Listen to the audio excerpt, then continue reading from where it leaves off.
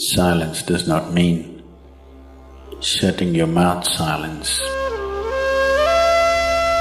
What is being referred to as silence or nishabd? One cannot do this. One can become this. See if you can articulate the same things that you're saying with half the number of words.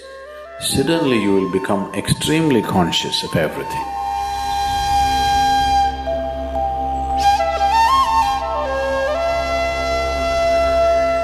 The wind makes its own sound, so does the water.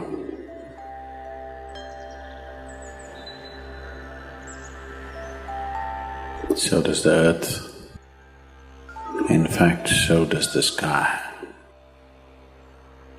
All the celestial objects are making their own sounds.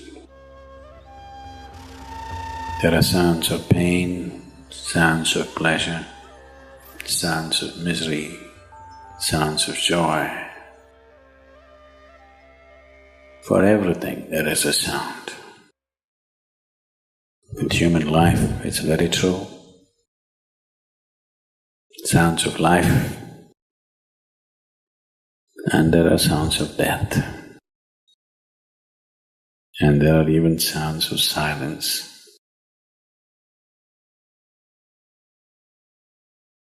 So this complex amalgamation of sounds, different kinds of sounds,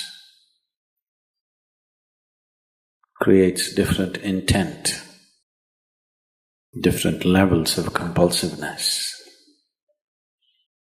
different levels of bondage,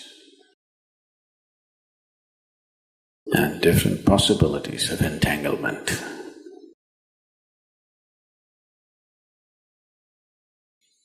In all this,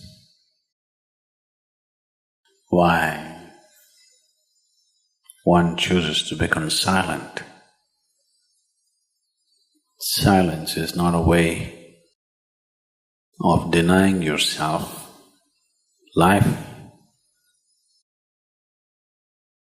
It is not even about denying yourself articulation. Silence is about moving from compulsiveness to consciousness. All sounds represent different forms and different dimensions of compulsiveness. When one chooses to become conscious, not be entangled in the compulsive nature of the existence, he naturally chooses to become silent. Silence does not mean shutting your mouth silence, plugging your ears silence. You can sing in silence. You can dance in silence. You can even speak in silence. You can even scream in silence. You don't try.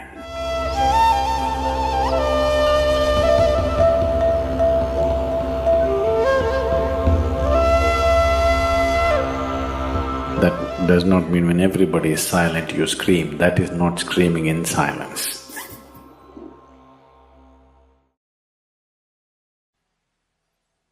Because sound is of the surface, silence is of the core. It is only the surface which makes the sound. See, now the water is hitting the surface and making the sound. Deep down, there is no sound. That is so with life. On the surface, it is a very complex mesh of sounds, a maze of sounds happening. But at the core, there is no sound. There is no word for no sound in English language. We call it nishabd. That means absence of sound, a total absence of sound. Absence of sound means absence of reverberation. Absence of reverberation means absence of life. Absence of life means absence of creation. Absence of creation means absence of the Creator too. So a space which is beyond creation and Creator, a dimension which is beyond life and death, that is what is being referred to as silence or nishabd.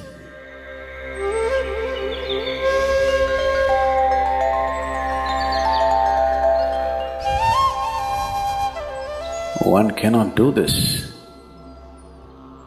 One can become this. Commonly, there are two words employed to describe this. One is maun, that means you're practicing silence, you're not silent.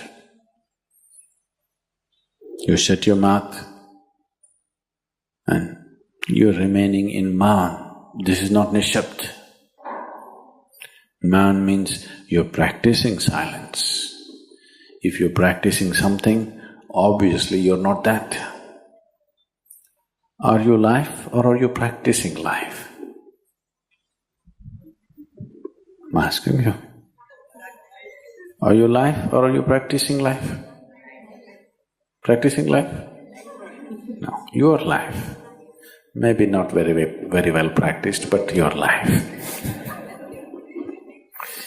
Similarly, there is a difference between practicing silence and becoming silence. Practicing silence starts as a certain restriction, but slowly, as one practices silence, one can possibly become silent. One can become silent in intense activity, but nobody can keep up intense activity forever. Moments of intense activity are only moments, nobody can sustain it. You'll expend yourself. Only if you can achieve it in inactivity, it is sustainable. If something is possible only in intense activity, it is never sustainable. In a very intense and ecstatic moment of singing, somebody may become or taste a moment of silence. But how long can you keep it up? Your throat will tear. And your neighbors may kill you. Possible. So this possibility of coming to silence or becoming silent also means to become still, to become utterly still. Stillness can be achieved in so many ways. If you watch a snake, he's still. If you watch a tiger which is on a hunt, absolutely still, charged but still. These are all different dimensions of stillness practiced for survival. If a snake moves too often, he'll get killed. If a tiger does not know how to be still, he'll never get his food. These are all acts of survival. A human being, for survival, he has to be active. Only when his vision falls upon something which is beyond survival, then he will think of stillness. Then he will understand as he observes himself, as he notices the complexity of one's compulsions. He understands the only way to solve it is to become still.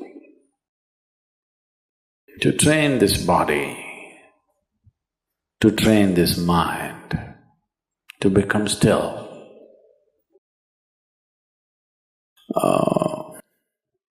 Takes some effort.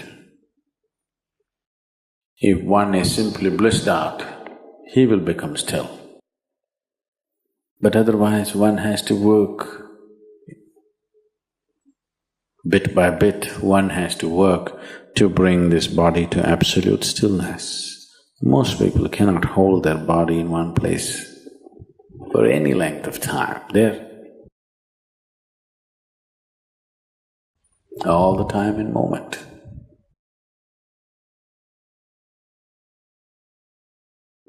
As it is said, a man is ill only because he does not know how to be still.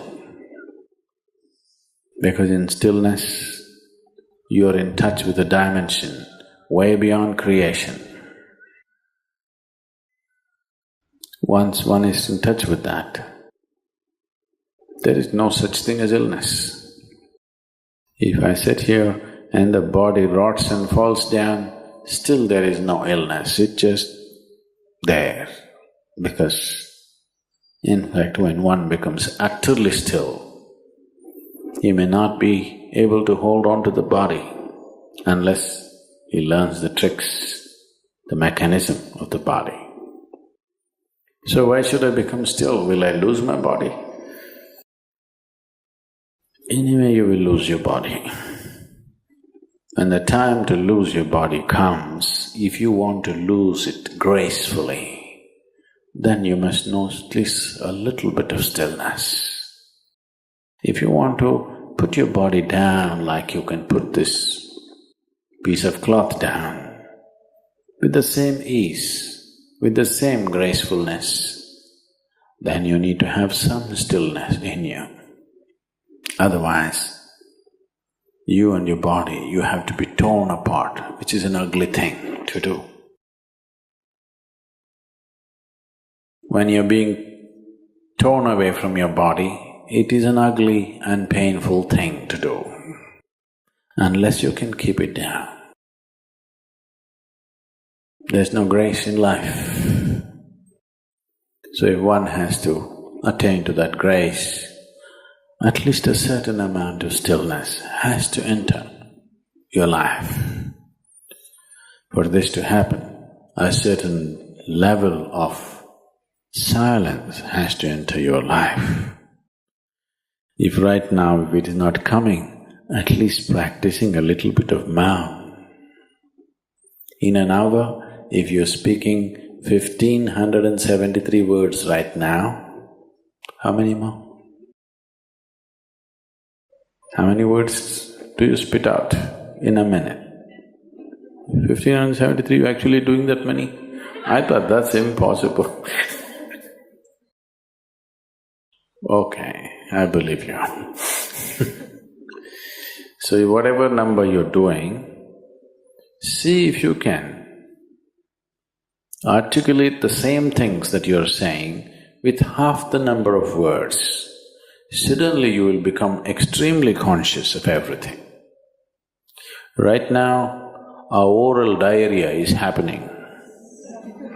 If you're doing 1573, it's diarrhea, okay.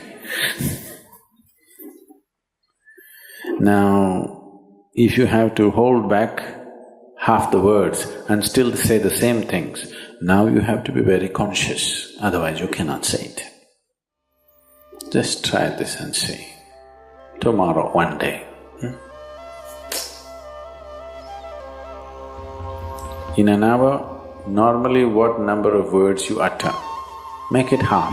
Don't curtail your activity, still say the same things. But with half the words, how wonderful the whole world will feel, you know.